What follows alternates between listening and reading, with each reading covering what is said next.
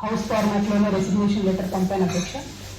ఆనాడు మీరు పెద్దలుగా నా వెల్విషర్గా అదేవిధంగా సమయం అడిగాను అధ్యక్ష. తమరు దయతో నీ సమయం ఇచ్చినందుకు ధన్యవాదాలు తెలియజేస్తాను అధ్యక్ష. ముందుగా ఈ రాష్ట్రంలో 4 కోట్ల మంది ప్రజలు ఉంటే 40 మంది మన ఎమ్మెల్సీలో ఉంటాం అధ్యక్ష. పెద్దల సభలో కూర్చోవడం అనేటటువంటిది చాలా పెద్ద గౌరవం.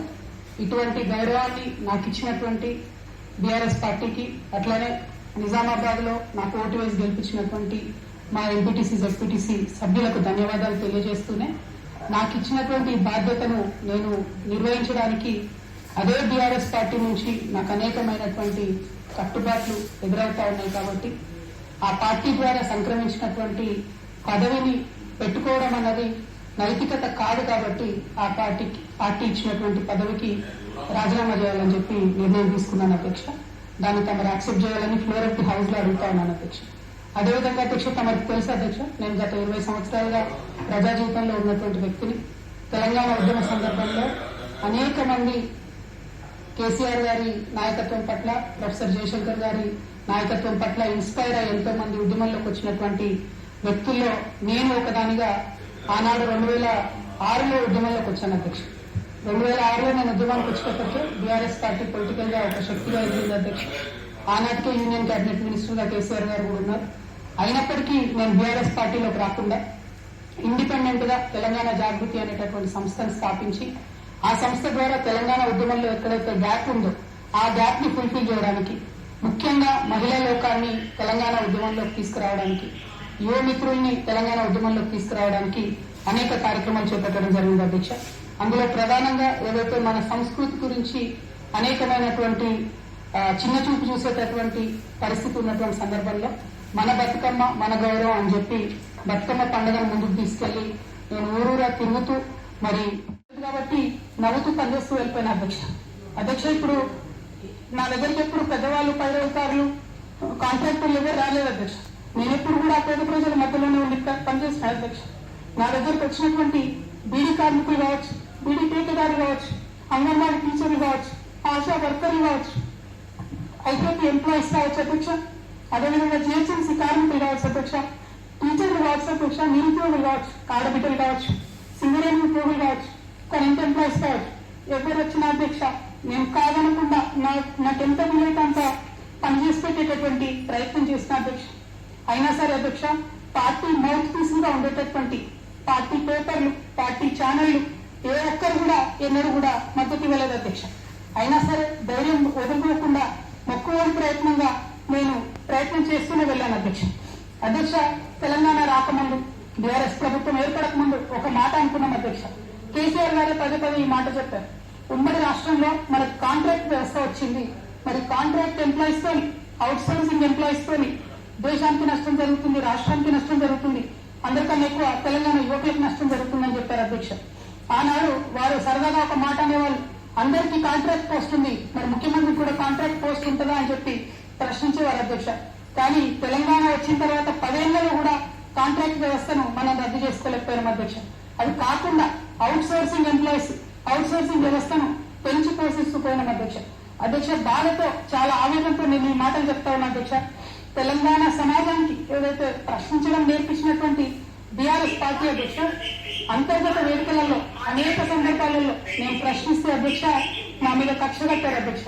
కేసీఆర్ గారు చుట్టూన్నటువంటి కొందరు వ్యక్తులు తప్పక చెప్తున్నాను అధ్యక్ష. కంటే భారతదేశ రాజ్యాంగం ప్రకారం రాజకీయ పార్టీలు ఏదైనా కూడా ప్రజలకు ఒక దిక్సూచిగా నిలవాలి అధ్యక్ష, ప్రజలకు ఒక దారిదీపంగా నిలవాలి. పార్టీలోనే అంతర్గత ప్రజాస్వామ్యం లేకపోతే రాష్ట్రంలో ఎట్లా ప్రజాస్వామ్యం ఉంటుందనే విషయాన్ని కూడా మనందరం గమనించాలి. కాబట్టి మాట చెప్తా ఉన్నాను అధ్యక్ష. మరి కక్ష కట్టి నన్ను ప్రశ్నించినందుకు పార్టీ నుండి బయటకు పంపించారని చెప్పి చెప్పక తప్పదు అధ్యక్ష. మొదటి సంవత్సరం నుంచే రాష్ట్ర స్థాయి నిర్ణయాలలో ఎక్కడ కూడా నా పాత్ర లేకుండా కట్టుబడి చేసినారు అధ్యక్ష. ఇవాళ ఆనాడు బాధపడ్డా ఇవాళ నేను సంతోషపడతా ఉన్నా అధ్యక్ష. ఎందుకంటే అధ్యక్ష, ధర్నా చౌక్ రద్దు చేయడం అనేటటువంటిది ప్రజాస్వామిక హక్కుల్ని కాలరాయడంలో మొదటి మెట్టు అధ్యక్ష. ఆనాడు ఇంటర్నల్ గా ఎంత ప్రొటెస్ట్ చేసినా కూడా రాష్ట్రం వచ్చింది, ఇప్పుడు ధర్నాలు ఎందుకు, దరఖాస్తులు లేవు, ధర్నాలు లేవు, అన్ని పనులు చేసి పెడతామని చెప్పుకుంటూ వెళ్ళడం జరిగింది అధ్యక్ష. తట్టుకోలేకపోతా ఉన్నా అధ్యక్ష. తమరి ముందు మాట్లాడేటప్పుడు కొంత ఇమోషన్ అవుతా ఉన్నా. బట్ ఈ 4 months మీరు ఇచ్చిన సమయంలో చాలా సుదీర్ఘంగా ఆలోచన చేసుకున్నాను అధ్యక్ష. దయచేసి రిజైన్ చేయడానికి మీరు నా రెసిగ్నేషన్ యాక్సెప్ట్ చేయమని చెప్పి మిమ్మల్ని కోరుతా ఉన్నా అధ్యక్ష. Thank you. జై తెలంగాణ.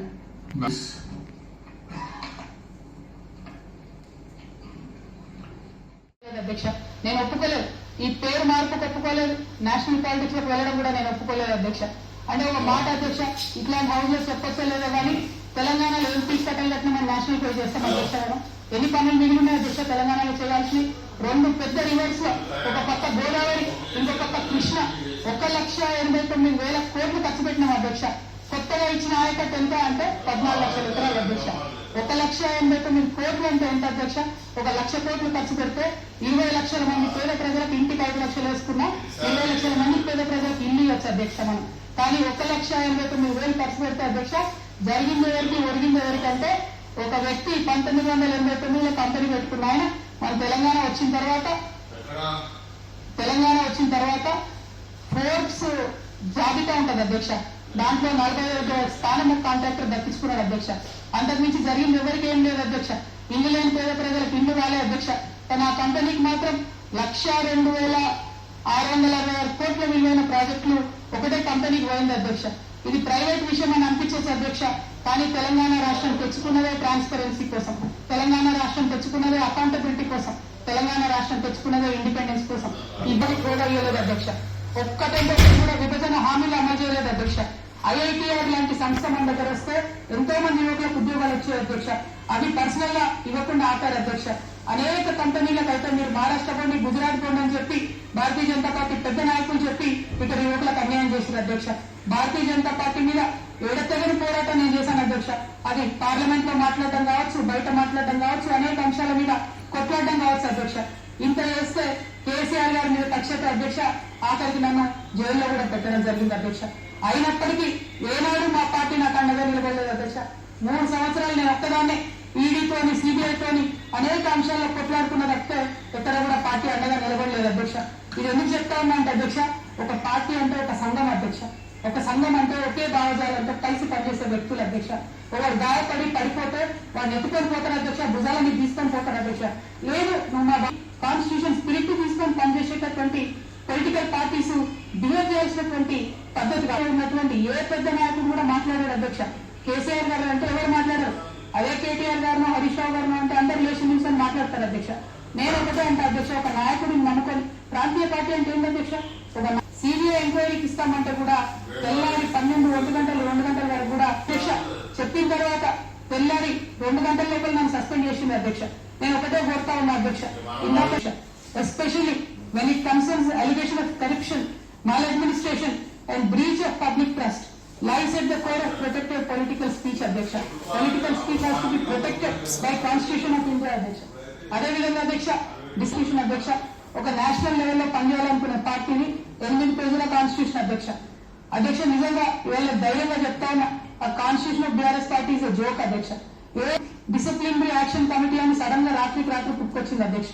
పుట్టుకొచ్చి నన్ను సస్పెండ్ చేశారు అధ్యక్ష. లేదు ఎమర్జెన్సీ పవర్స్ వాడి అధ్యక్షుల వారే సస్పెండ్ చేశారు అనుకుంటే తర్వాత కనీసం ఫైనాలిటీ ఆఫ్ ఆర్డర్ కోసం అధ్యక్ష అపిలేట్ రూట్ తీసుకుంటే కనీసం తర్వాత ఎక్స్ప్లెనేషన్ అడగాలి అధ్యక్ష. ఎటువంటి పద్ధతి లేదు అధ్యక్ష. ఒక పార్టీ నడిపే పద్ధతి డెఫినెట్ గా ఇది కాదు అధ్యక్ష. బీఆర్ఎస్ పార్టీ నుండి దూరం అవుతున్నందుకు నేను చాలా సంతోషిస్తున్నా అధ్యక్ష. నా కుటుంబం, నా పార్టీ, నా రక్తం, నా చెమట, నేను 20 సంవత్సరాలు తెలంగాణ ఉద్యమం కోసం నేను పడ్డటువంటి శ్రమ, నేను చేసినటువంటి కష్టం గుర్తించకుండా ఒక చిన్న ఉరిపిసేవాన్ని కూడా అడుగుతారు అధ్యక్ష. ఈ దేశంలో అంత మంచి దేశం మనది, అయినా కూడా సస్పెండ్ చేశారంటే చాలా సంతోషిస్తున్నా అధ్యక్ష. ఎలక్షన్ని పొలిటికల్ గా వాడుకోవాలని ఈ బీఆర్ఎస్ పార్టీలో వచ్చినటువంటి చీలికలను చాలా పెద్ద ఎత్తున వాళ్ళు ప్రమోట్ చేస్తా ఉన్నారు అధ్యక్ష. ప్రత్యేకించి వారు నాపై చేస్తున్న ఆరోపణ అధ్యక్ష, ఇది ఆస్తుల పంచాయతీ, ఆత్మగౌరవం పంచాయతీ కాదని చెప్తా ఉన్నారు అధ్యక్ష. నేను ఇవాళ మీ ద్వారా తెలంగాణ ప్రజలకు చెప్పదలుచుకున్నా అధ్యక్ష. అధ్యక్ష నాకు దైవ భీతి ఎక్కువ అధ్యక్ష, దైవ భక్తురాలు నేను. లక్ష్మీ నరసింహస్వామి మా ఇంటి దేవుడు అధ్యక్ష. ఆ లక్ష్మీ నరసింహస్వామి మీద ప్రమాణం చేసి చెప్తా ఉన్నా అధ్యక్ష. ఒక మహిళగా నాకు 2 కొడుకులు ఉన్నారు అధ్యక్ష. వాళ్ళిద్దరి మీద ప్రమాణం చేసి చెప్తా ఉన్నా, నాది ఆస్తుల పంచాయతీ కాదు అధ్యక్ష, నాది ఆత్మగౌరవం పంచాయతీ. నేను ఏ విషయమైనా, ఉద్యమకారుల విషయమైనా, బీసీల విషయమైనా, మహిళల విషయమైనా ఏదైనా నిలదీసి అడిగిన అధ్యక్ష, రేపు కూడా అడుగుతా అధ్యక్ష. అందులో ఎట్టి పరిస్థితులలో కాంప్రమైజ్ అయ్యే విషయమే లేదు అధ్యక్ష. ఈ సందర్భంగా తమకు కూడా నేను ఒక మాట చెప్తా ఉన్నా అధ్యక్ష. మన రాష్ట్రంలో 17 లోక్సభ స్థానాలు ఉంటాయి అధ్యక్ష. ఒకటే ఒక ఉమెన్ ఎంపీ అధ్యక్ష. 119 అసెంబ్లీ సీట్లు ఉంటాయి అధ్యక్ష. అన్ని పార్టీలు కలిపి 8 మంది ఉన్నారు అధ్యక్ష. మహిళలు పనిచేసిన వాళ్ళకు, కష్టకాలంలో అండగా ఉన్న వాళ్ళకి అధ్యక్ష, అందరూ ఆదరణ చేస్తారు అనుకోలేదు అధ్యక్ష. I'm sorry, I'm really getting emotional అధ్యక్ష. మీకు తెలిసి ఉంటుంది, అజిత్ సింగ్ గారు అని ఆర్ఎండి ఆయన తెలంగాణ కోసం రాజీనామా చేసిండు అధ్యక్ష. తెలంగాణ వచ్చినాక ఆయన ఒకసారి గురించి ఒక శాలను కప్పిన మా అధ్యక్ష షిబు సూరన్ గారు ముస్లింల కోసం ఎన్నిసార్లు పిలుస్తాను సార్ల మన మీటింగ్లోకి వచ్చిపోయి ఒకసారి ఒక శాల కప్పిన మా అధ్యక్ష. అన్నట్టు మెహబూబా ముఫ్తీ కశ్మీర్ నుండి ఇక్కడ వరకు ఎన్నిసార్లు వచ్చింది అధ్యక్ష. తెలంగాణ వచ్చినాక ఒకసారి కూడా గుర్తించలే అధ్యక్ష. అంతేకాదు అధ్యక్ష, ఉద్యమ ద్రోహులకు అధ్యక్ష రాజకీయ పునరావాస కేంద్రంగా టీఆర్ఎస్ పార్టీ మారింది అధ్యక్ష. It is really unfortunate to say. కాకపోతే అధ్యక్ష, ఇవాళ ఉన్నటువంటి పరిస్థితులలో చాలా మంది మీలాగా వెల్ విషర్స్ ఫోన్ చేసి నన్ను అడుగుతా ఉన్నారు అధ్యక్ష, పార్టీలో నీ కాంట్రిబ్యూషన్ ఉంది కదా, నువ్వెందుకు ఎమ్మెల్సీకి రిజైన్ చేస్తా ఉన్నావు, నీ కాంట్రిబ్యూషన్ ఉంది అని అడిగారు అధ్యక్ష. కానీ అధ్యక్ష, ఆ పార్టీలో నైతికత లేనటువంటి ఆ పార్టీలో ఉండి ఆ పార్టీ ద్వారా వచ్చిన ఎమ్మెల్సీలో ఉంటే అధ్యక్ష, ఓటు కుండగా నీళ్ళు ఉండదలుచుకోలేదు అధ్యక్ష. I'm really not able to fulfil my role as an MLC or any public representative అధ్యక్ష. కాబట్టి నేను ఆ పార్టీలో కానీ ఆ పార్టీ ద్వారా వచ్చిన పదవిలో నేను ఉండదలుచుకోలేదు అధ్యక్ష. చేయాలని కోరుతున్నా అధ్యక్ష. అధ్యక్ష, రెసిగ్నేషన్ చేసినంత మాత్రాన తెలంగాణ కోసం నేను పనిచేయడం కాదు అధ్యక్ష. ఒకనాడు స్వాతంత్ర సంగ్రామంలో ఉన్నప్పుడు అధ్యక్ష, మొదలు కాంగ్రెస్ పార్టీలో ఉండే అధ్యక్ష, భగత్ సింగ్ కానీ సుభాష్ చంద్రబోస్ కానీ ఇట్లాంటి వాళ్ళందరూ. కానీ తర్వాత వాళ్ళ ఫిలాసఫీ వెతుకొని వాళ్ళ దారి వాళ్ళు వెతుకొని పోయింది అధ్యక్ష. పార్టీలు వేరైనంత మాత్రాన, దారులు వేరైనంత మాత్రాన మహిళలంటే పొలిటికల్ పార్టీస్ అయినా ఆఖరికి కౌన్సిల్ కూడా అధ్యక్ష. నేను నిన్న ఫార్మ్స్ సైన్ చేస్తున్నా అధ్యక్ష. ఎక్కడ కూడా సభ్యురాలం లేదు అధ్యక్ష. ప్రతి చోట కూడా సభ్యుడనే ఉన్నది. తమరన్న దయచేసి మార్చాలి అధ్యక్ష.